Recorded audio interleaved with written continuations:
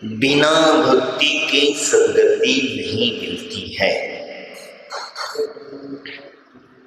भक्ति कैसे होना चाहिए ये आवश्यक है, क्योंकि भक्ति के वशीभूत होकर के भक्त अंधा भी नहीं होना चाहिए। क्योंकि कभी कभी ऐसा देखा जाता है कि भक्त भक्ति के वशीभूत होकर के क्रिया और अक्रिया को भूल जाता है। कौन सी क्रिया करना चाहिए और कौन सी क्रिया नहीं करना चाहिए ये भी भूल जाता है।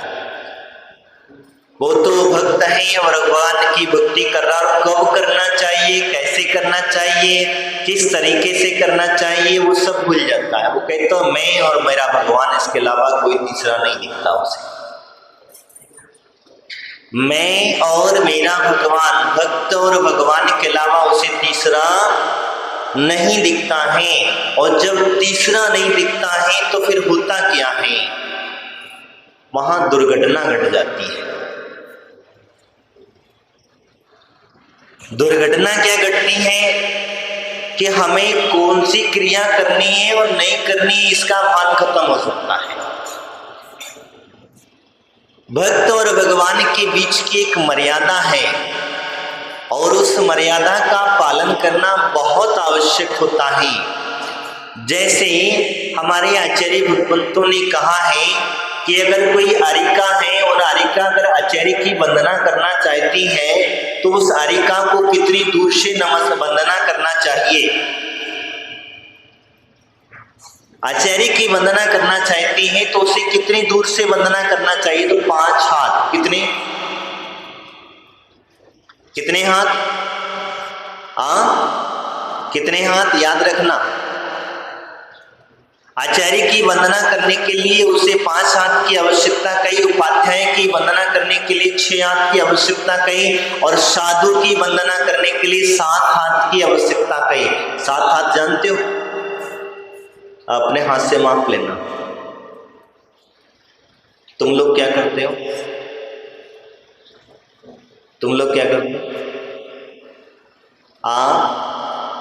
क्या करते हो मेरी माताओं?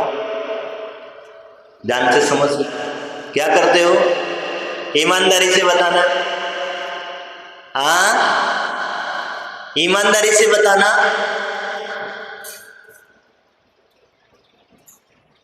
कैसे नमस्कार करना कहा? गवासन से बैठ करके नमस्कार करना। कैसे करना? तुम कैसे करते हो? कैसे करते हो? जो करने वाला करता है, बाकी के हमारा एक प्रमाण। ये क्यों कहा गया? मैं ये नहीं कहता हूं कि भगवान की भक्ति करने की और महाराज की भक्ति करने में कोई अंतर नहीं, यही चीज है। तुम्हें जब बसे निकला है कि भक्ति के बिना गति नहीं होती, तो भक्ति करते समय हमें विवेकता का ज्ञान होना अति आवश्यक है। भक्ति के वशीभूत होकर के ऐसा नहीं करना कि तुम जाकर के चिपक के खड़े हो जाओ। ऐसा नहीं करना कि हम महाराज के पास दिख जाके महाराज की गोदी में सिर पटक दें। क्या? तो भक्त है, भगवान की भक्ति करता है, तो भगवान की भक्ति करते समय ऐसा मत करने लग जाना कि जाकर के सिर्फ माथा पटक दिया भगवान के सिर पैरों में जाकर के। विनयता समझना, शुद्धता हो। अगर आपकी पूर्णता से शुद्धता हो तो आप भगवान के नजदीक जा सकते हैं। अगर अशुद्धता है तो आप मंदिर के गर्भगृह में प्रवेश करने का अधिकार असमाप्त हुआ। तुम्हारे जो वस्त्र हैं वो वस्त्र शुद्ध होना चाहिए। जिन्हीं वस्त्रों में तुम क्या करते हो? घर गृहस्थी के कार्य करते हो, एक संग, एक नंबर, दीर्घ शंका, लघु शंका आदि के कार्य करते हो। वही वस्त्रों को कोई धो करके छू करके आता है, कि किसी से प्रेस करवा करके आते हैं, और वही वस्त्र पहन करके हम कहां चले आए? विषय को बुरा मत मानना, विषय निकला इसलिए मैंने कहा है। हमारे अंदर में अगर शुद्धता है तो तो हम भगवान के नजदीक जा सकते हैं, मां जनवाणी का स्पर्श कर सकते हैं। अगर शुद्धता नहीं है तो हमें यहां तक पहुंचने का कोई भी अधिकार, जनवाणी भी नहीं छू सकते हो, क्योंकि हमारे यहाँ 9 देवता कहे हैं और 9 देवता के अंदर में मां जिनवाणी भी एक देवता है। अगर ज्ञानावर्णी कर्म का बंध नहीं करना चाहते हो, अगले भव में गूंगे बहरे लंगड़े गूंगे अगर नहीं बनना चाहते हो, बहरे नहीं बनना चाहते हो, तो मां जिनवाणी की विनय करना प्रारंभ कर देना। नहीं तो अगले भव में नियम से तुम्हें बुद्धि मिलेगी या नहीं मिलेगी, इसकी कोई गारंटी। आज तुम्हारे पास में जो ज्ञान है वो ज्ञान का सदुपयोग करने की बात आती है। भक्ति करते समय हमें इस बात का विशेष करके और ध्यान रखना चाहिए कि हम किसकी कर रहे हैं और कैसे कर रहे हैं, ये और समझ लो। किसकी कर रहे हैं और कैसे कर रहे हैं, इस बात का भी ध्यान रखना होगा। अगर भक्त की वसीबत होकर के अंधे मत बन जाना। कुछ भी चला, किसी को कुछ भी कहीं भी होता है तो चल जाएगा। जैसे पत्नी पति की भक्ति करती है, अगर वैसी भक्ति साधु की या भगवान की करने लग जाए तो सब गड़बड़ काम हो जाएगा। समझ में आया? पत्नी अभी पति की भक्ति करने नहीं जानती, महाराज कौन सी बात निकाल दी है, तो जानते हो? हाँ, जानते हो कैसे की जाती है अपने पति की भक्ति? हाँ, जानते हो क्या? नहीं जानते महाराज, जानते ही नहीं है तो क्या होता है? तो यही कारण होता है। तो मैं आपसे जो कह रहा हूं कि वास्तविकता में भक्ति का महत्व समझने की कोशिश करें, और जब भक्ति का महत्व हमारे समझ में आ जाएगा तो उसका फल भी कई गुना प्राप्त हो जाएगा। भगवान की भक्ति एक ही समय पर राम ने भी की और रावण ने भी की। पद्म पुराण के अंदर प्रमाण मिलता है, स्थानी का महापर्व आ गया था और युद्ध का विराम हो जाता है, युद्ध नहीं होता है। क्या होता है?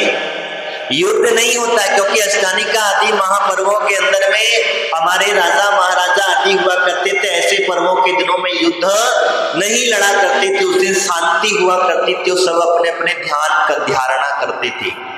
तो रावण भी भक्ति कर रहा है भगवान शांतिनाथ प्रभु की, और प्रभु राम भी भक्ति कर रहे हैं भगवान मुनि सुब्रत स्वामी की। अंतर देखना मैं जो आपसे बताने जा रहा हूं। एक भक्ति कर रहा है अपनी विद्या की सिद्धि के लिए। किसके लिए?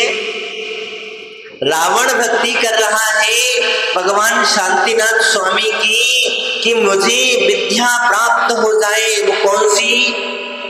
वैरूपणी विद्या। वैरूपणी विद्या प्राप्त करने के लिए वो रावण भक्ति कर रहा था, और रामचंद्र जी निस्वार्थ भाव से भक्ति कर रहे थे। क्या कर रहे थे? राम लक्ष्मण दोनों भाई जो है वो निस्वार्थ भाव से भक्ति कर रहे थे, और निस्वार्थ भाव की भक्ति का फल था कि जो भगवान कुलभूषण देशभूषण के समय पर जिस इंद्र ने मुनिराज जो भगवान के समुद्र में वचन दिया था कि जब कहीं मेरी आवश्यकता पड़े मात्र याद कर लेना, मैं अपने संकट के आपके समय में हाजिर हो जाऊंगा। तब तक राम लक्ष्मण के पास कुछ नहीं था। जैसे ही विद्या अपने आप उन्हें याद आ जाता और अपने आप वह कहते हैं तो उसका सिंहासन कंपायमान हो जाता है। किसका? वो देव का, जो दर्णेन्द्र था उसका, देव का, क्योंकि वो कुलभूषण देशभूषण के पूर्व के पिता थे। कौन थे? पूर्वक के पिता तो और उनकी भक्ति से प्रसन्न होकर के वरदान देकर के गए, तो कहने का उन्होंने वह अपने आप हुआ करके राम लक्ष्मण को इतनी विद्याएं दे करके चला जाता है और साथ साथ में 2 रथ भी दे देता है और इतने दिव्य अस्त्र शस्त्र स्वयं प्राप्त हो जाया करते हैं। और रावण विद्या की सिद्धि करने के लिए मात्र भक्ति कर रहा था, तो उसे वैरूपणी विद्या सिद्ध हो जाती है। गति किसकी दुर्गति हुई? भक्ति करने का एक महत्व होता है। आप भगवान से क्या मांग रहे हैं ये आपके ऊपर वचनों के ऊपर, भावों के ऊपर डिपेंड होता है। और भक्ति करते समय, क्रिया करते समय अपना ध्यान कहाँ अटका हुआ है, इस बात का ध्यान रखना।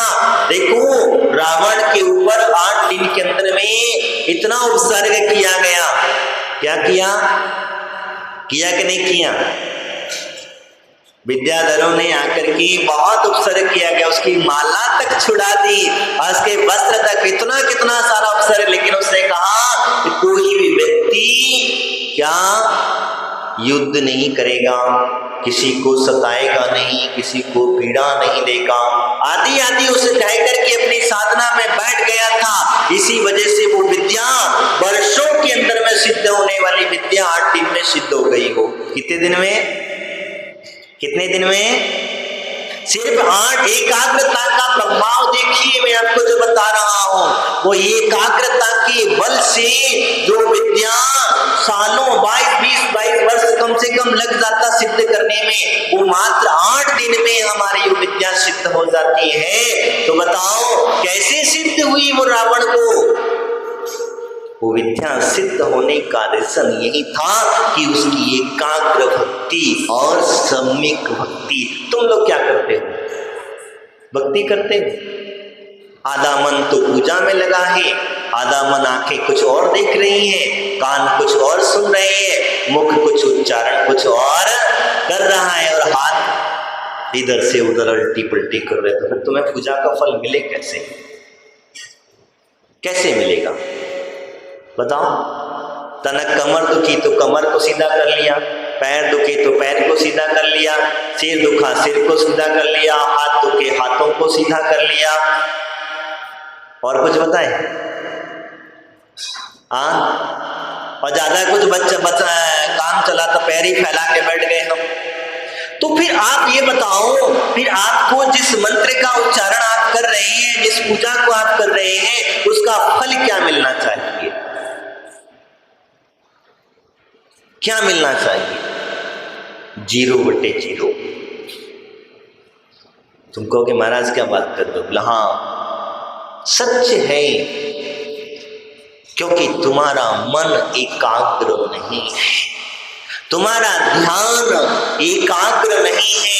तुम जब तक भगवान से रिश्ता सही ढंग से नहीं जोड़ लोगे तब तक तुम्हारा 0/0 है। क्रिया करते समय ये बात का भी ध्यान रखना कि मैं जिस द्रव्य को चढ़ा रहा हूं ये द्रव्य शुद्ध है या अशुद्ध है, ये बात का भी ध्यान रखना। क्योंकि हम जिस द्रव्य की पूजा करते हैं, जिस स्थान पर हम बैठते हैं, वह स्थान शुद्ध है या नहीं है। हाँ, इसके भावों पर बहुत बड़ा खेल होता है।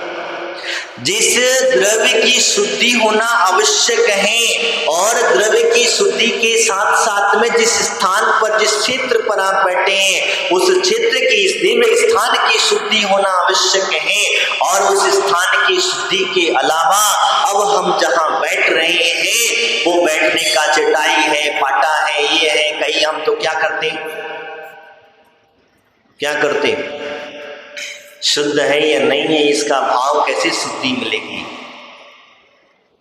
आप भी बताओ। जिन चटाइयों पर आप आके बैठ जाते, कितने लोग बैठ के गए? कितने लोग आके बैठ के गए? जिन प्लास्टिक की कुर्सियों पर आप बैठ करके जाप और पूजा करते हैं, प्लास्टिक बिल्कुल अशुद्ध है, बिल्कुल अशुद्ध है।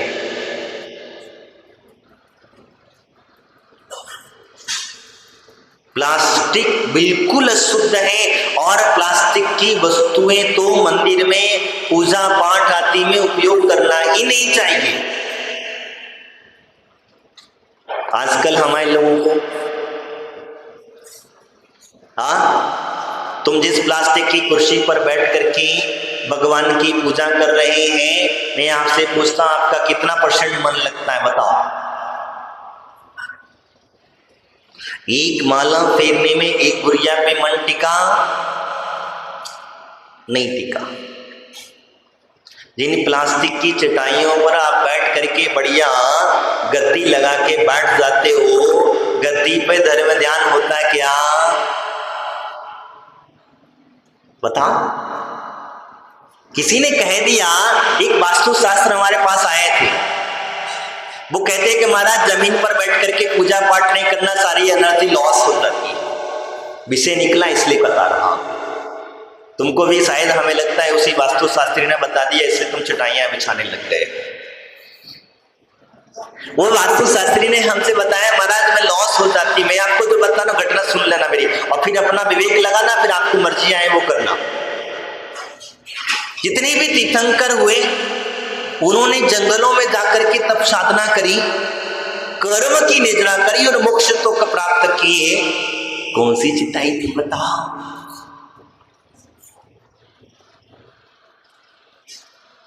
कौन सी चिटाई थी, कौन सा पाटा था, क्या था,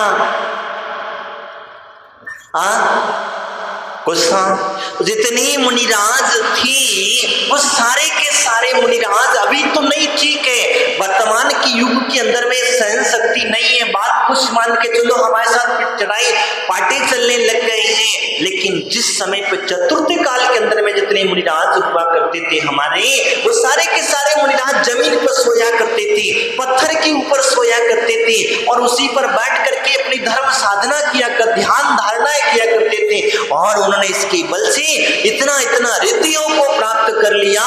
मुझे बताओ कौन सी चिटाई थी, क्या हुआ, चिटाई बताओ।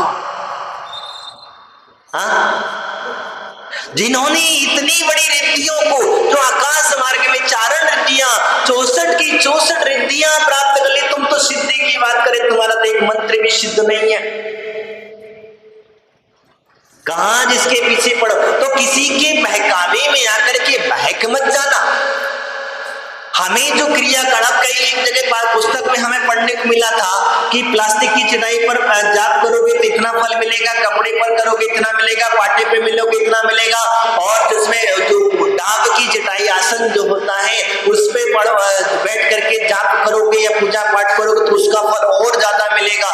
लेकिन जमीन पर मिलोगे तो 0 मैंने कहा तेरी तुम्हारा भला हो जाए मेरा, तो 0 अच्छा है कि ज्यादा पुण्य कमाना अच्छा है, बताओ। आप स्वयं भरना चाहते हैं या खाली होना चाहते हैं, ये आपके ऊपर डिपेंड होता है। और आप जितना खाली रहेंगे उतनी अच्छी भक्ति होगी, और जितनी ज्यादा भरते रहोगे उतनी तुम्हारी भक्ति मात्र खोखली होती चली जाएगी। इसीलिए देव शास्त्र गुरु की भक्ति करते समय हमें अपना शरीर का भी ध्यान रखना चाहिए, हमारे स्थान का ध्यान रखना चाहिए, शुद्ध होना चाहिए। आप मुझे बताओ कितनी बार चटाइयां धुल चुकी है, शुद्ध है अशुद्ध है? ये सारी क्रियाएं हमारी नहीं है, जैनों की नहीं है, ये बात ध्यान रख लेना। ये पश्चात संस्कृति किसके अंदर से उठा करके हम लोगों ने अपना बना करके इसको प्रोजेक्ट पेश कर दिया गया, और आप लोग हो कि बस क्या हुआ। ये चटाई कितने साल पुरानी है, प्लास्टिक की स्थापना जो हुई है कितने साल पुराना हो, 20 साल, 25 साल, 50 साल, 100 साल हाईएस्ट हम इसको मान लें। इसके पहले क्या चलता था? उसके पहले तो इतने सारे मंदिर थे कि गली गली मोहल्ले मोहल्ले में मंदिर थे। 15वीं शताब्दी के पूर्व की बात करेंगे अगर हम, जिस समय की बात करें, तो इतने मंदिर थे कि गली गली में घर घर लोगों के मंदिर पर कहाँ चटाइयाँ पट्टा कहाँ थे?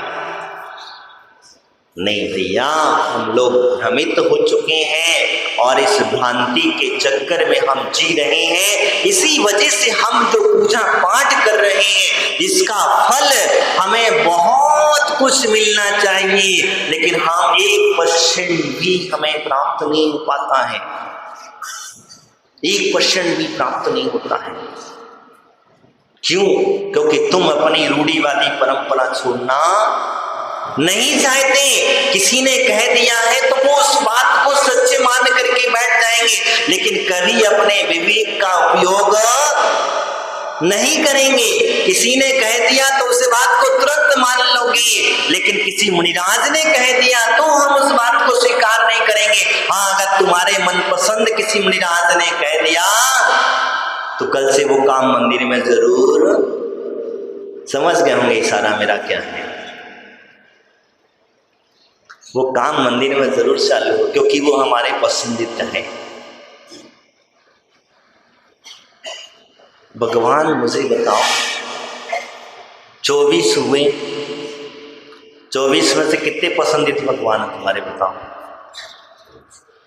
हाँ, कितने पसंदीदा हैं? 1 2 4 6 8 10 9 12, कितनी?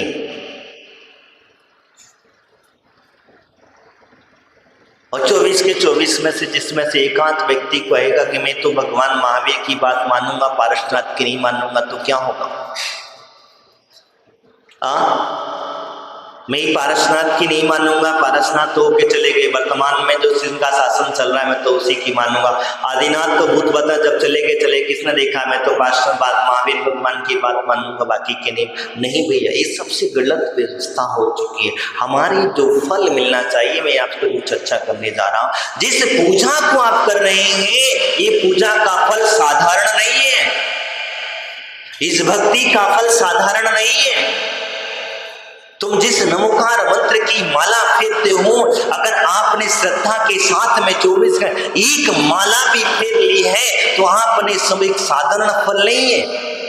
लेकिन तुम्हारी माला कितने मिनट में फिरती है? 2 मिनट, हाईएस्ट 3 मिनट, इससे ज्यादा नहीं। और एक माला फेरने में कितना टाइम लगता है पता है तुम्हें? कम से कम आधा घंटा। ये तो मैंने बहुत कम से कम वाला बताया, उसमें भी स्पीड रहेगी जिसको तुम कहते कम से, लेकिन ज्यादा से ज्यादा तुम जितनी लंबा फेर सकते उतना, क्योंकि सालों साल लग जाते हैं एक माला फेरने में, सालों साल। तो यह क्या करता होगा वो आदमी? हाँ, क्या करता होगा?